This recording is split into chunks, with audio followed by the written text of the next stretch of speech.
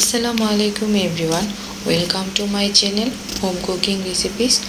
Viewers, আজকে আমি আপনাদের সাথে শেয়ার করব আম সংরক্ষণ পদ্ধতি। এখন আমের মৌসুম চলছে, সারা বছর আমরা এই আমটাকে যদি ভালো করে সংরক্ষণ করতে পারি সারা বছর খেতে পারি। ভিউয়ার্স, আম সংরক্ষণ করার জন্য আমি দুইটা পদ্ধতি ব্যবহার করেছি। এই দুইটা পদ্ধতি আপনাদের সাথে শেয়ার করব। আপনারা যদি খুব মনোযোগ সহকারে দেখেন তাহলে আপনারাও খুব সুন্দর করে এভাবে আম সংরক্ষণ করতে পারবেন। আমি একটি বোলে 1 ঘন্টার মতো কিছু আম নিয়ে পানিতে ভিজিয়ে রেখেছিলাম। পানির মধ্যে দিয়ে দিয়েছিলাম লবণ। তো লবণ পানিতে আমি 1 ঘন্টার মতো আমগুলো ভিজিয়ে রেখেছিলাম। এখন আমগুলোকে আমি খুব ভালো করে একটা পরিষ্কার শুকনা ন্যাকড়া দিয়ে মুছে নেব। মুছে আমগুলোকে কিছুটা সময় শুকিয়ে নেব। ভিউয়ার্স, এখন আমি আমগুলোকে লেখালেখির যে কাগজ থাকে ওই কাগজটা দিয়ে ভালো করে মুড়িয়ে নেব। আপনারা পেপার দিয়ে নিতে পারেন। আমি লেখালেখির কাগজ ব্যবহার করেছি।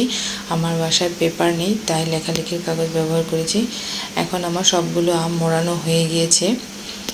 এখন আমি একটা পলি ব্যাগের ভিতরে আমগুলোকে ভরে ফ্রিজে রেখে দেব। ভিউয়ার্স, আপনারা যারা আমার এই ভিডিওটা দেখছেন, ভিডিওটা যদি আপনাদের কাছে ভালো লাগে প্লিজ ভিডিওটা শেয়ার করে দিবেন এবং লাইক অ্যান্ড কমেন্ট করে দিবেন।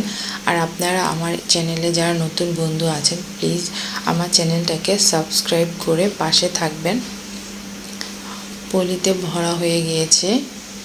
এখন আমি পলির মুখটা সুন্দর করে বন্ধ করে আমি এটাকে ফ্রিজে রেখে দেব। এভাবে আপনারা আম প্রায় সারা বছরই সংরক্ষণ করে খেতে পারবেন। যখন আমের সিজন থাকবে না তখন আম বের করে খেতে পারবেন। এখন আমি আরেকটা পদ্ধতি দেখাবো। আমি এখানে 2টা আম ছিলে নিয়েছি। আমগুলোকে হাত দিয়ে ভালো করে চটকে নিব। অনেকে ব্লেন্ডার করে নেয়, ব্লেন্ডার করলে পরে আমের স্বাদটা থাকে না। চটকে নিয়েছি। এখন একটা বক্সে ভরে আমটাকে ফ্রিজে রেখে দিব। এভাবেও আপনি সারা বছর আম সংরক্ষণ করে খেতে পারবেন।